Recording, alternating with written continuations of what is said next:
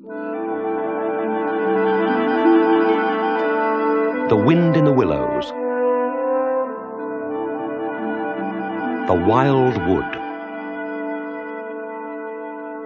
One winter's afternoon, when Rat was dozing in his armchair in front of the fire, Mole decided to go out by himself to explore the wild wood and meet Mr. Badger.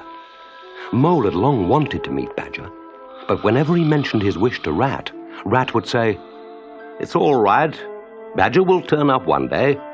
It's no good asking him here because he wouldn't come.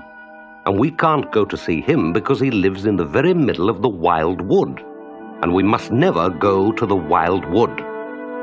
It was a cold, still afternoon, with a hard, steely sky overhead, when Mole slipped out of the warm parlour and set off towards the wild wood. There was nothing to alarm him at first. Twigs crackled under his feet, and logs tripped him up, but that was all fun and exciting. The path led him on until the light was less and trees crouched nearer and nearer. Everything was very still now. Then the faces began. It was over his shoulder that he first thought he saw a face, a little evil, wedge-shaped face, looking at him from a hole. But when he turned, the thing had vanished. He quickened his pace, telling himself cheerfully not to begin imagining things. He passed another hole, and another, and then, yes, a little narrow face with hard eyes flashed up for an instant from a hole, and was gone. Then suddenly, from every hole, far and near, were hundreds of faces, coming and going rapidly, all staring at him with malice and hatred. If he could only get away from the holes in the banks, he thought, there would be no more faces. He swung off the path and plunged into the untrodden places of the wood. Then the whistling began. Very faint and shrill it was at first, and far behind him. It made him hurry forward. Then it sounded far ahead of him, and then on either side, until it passed through the whole length of the wood. Mole was alone and unarmed, and far from any help, and night was closing in. He was terrified. Then the pattering began. He thought it was only falling leaves at first. Then as it grew louder, he knew it was the pat, pat, pat of little feet, still a very long way off. Was it in front or behind? It seemed to be first one, then the other, and seemed to be closing in on him. As he listened, a rabbit came running through the trees. "Get out of here, you fool! Get out!" The mole heard him mutter as he disappeared down a burrow. The whole wood seemed running now, running hard, hunting, chasing, closing in around something or somebody. In panic, Mole began to run too, aimlessly. He ran up against things. He fell over things and into things. He darted under things and dodged around things. At last he hid in the deep hollow of an old beech tree, and as he lay there, panting and trembling, and listening to the whistlings and the patterings outside, he knew why Rat had told him never to go and see Badger, to protect him from the terror of the wild wood.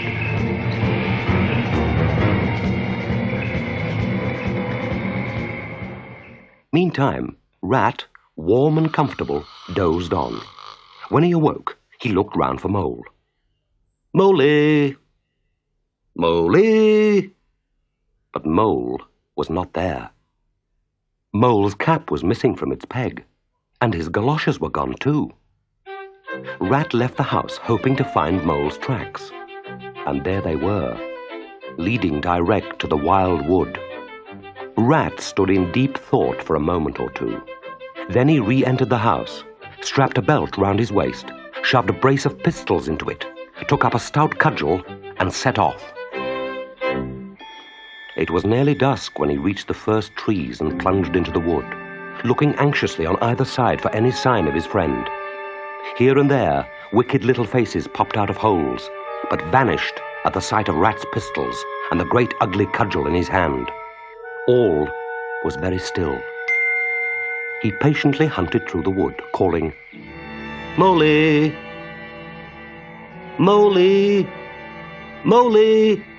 Where are you, Moley? It's me. It's old Rat." When at last he heard a little answering cry, "Ratty, is that you? Is that really you?"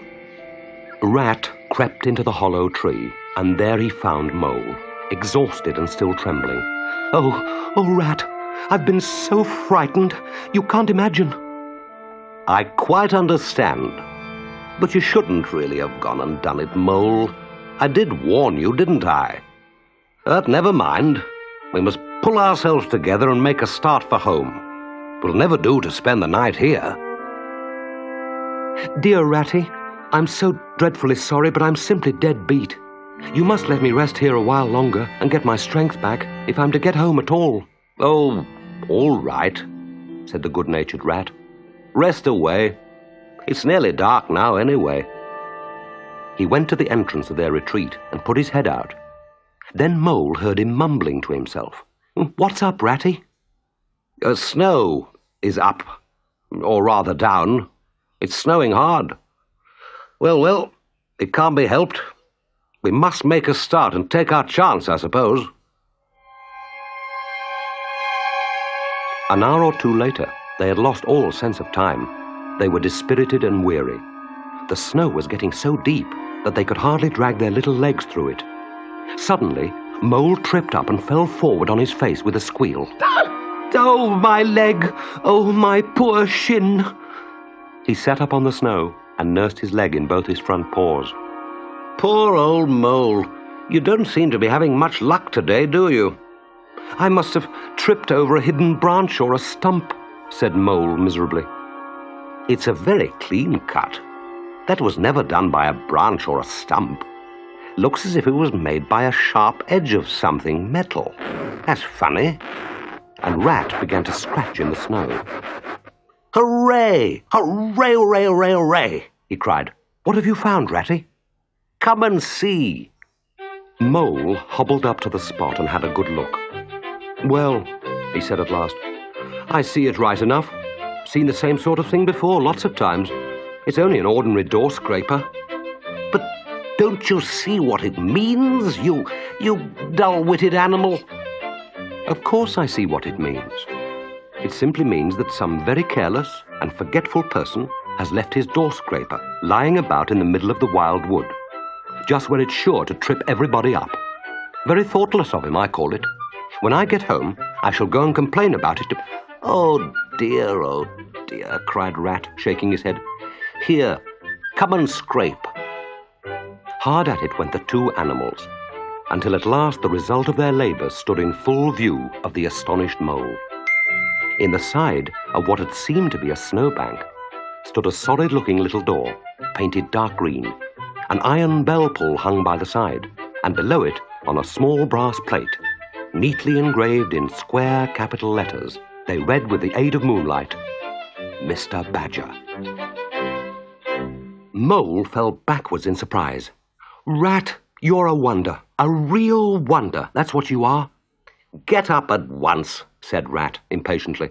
Now, hang on to that bell pull and ring hard, while I hammer.